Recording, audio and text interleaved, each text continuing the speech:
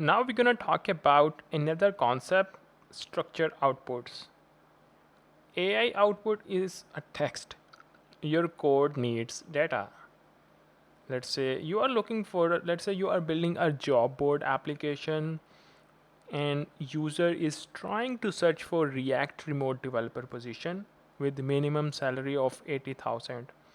How you will convert this prompt into database type query?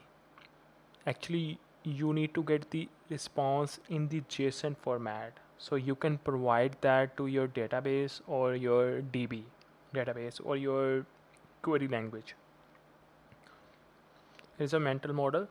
User types English message. OpenAI structured output. This is the bridge. OpenAI is a bridge here. Your code gets clean data and you provide to the database logic or your API logic. AI acts as a translator from the human language into your code understand. Let's talk more about the real world scenarios. So user fills the form in plain English, you or AI will extract that into the JSON format. Let's say for support ticket application, it will user is typing I need to get a bill or something like that. This one is perfect example. I want you to understand this one. You are building a job board application and you want to enable the AI powered feature in your job board application where user can search just like in Amazon. Amazon recently launched another AI feature. You can search the book title, you can search any product title. User will write the command in or prompt in English. Under the hood, AI will translate that prompt into the JSON output so your code can understand. Right now, your code does not understand this. What is this? Your code needs a JSON.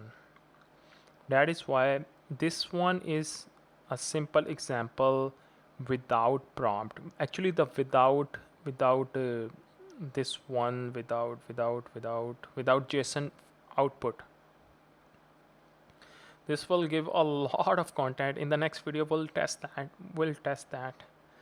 With structured output, this is the way you tell the model, I want a React remote job that pays the 80K, but I want the response exactly in this format. You can the AI model will extract these parameters from the English text. It will extract job type, tech, minimum salary. These fields are the required.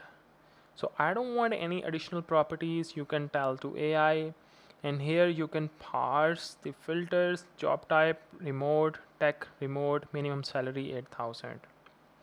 And if you will have this JSON output, you can query your database. Let's say you have a jobs model or jobs table. You can find the job based on the filter. Let's understand more about this structure, what is going on here. This tells the JSON schema. This tells don't reply with a sentence, reply using the exact schema I'm about to define. That is why they use the JSON schema. And JSON object is another option. You can also specify the JSON object, but valid JSON, AI will define the shape for you, but this time we are defining the shape of the schema.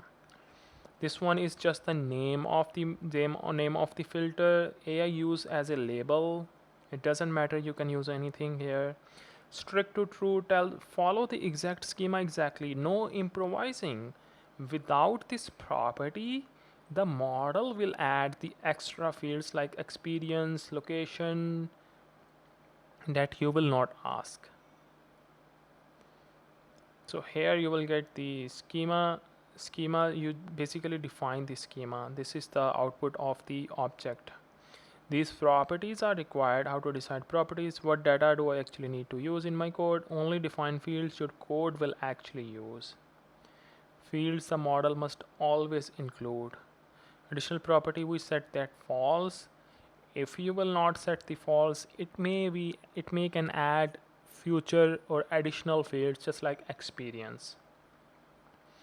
This is a quick demo, quick reference. Use my schema, not text, not free text. That is why they are going to use the type label for the schema name. Strict follow the schema exactly.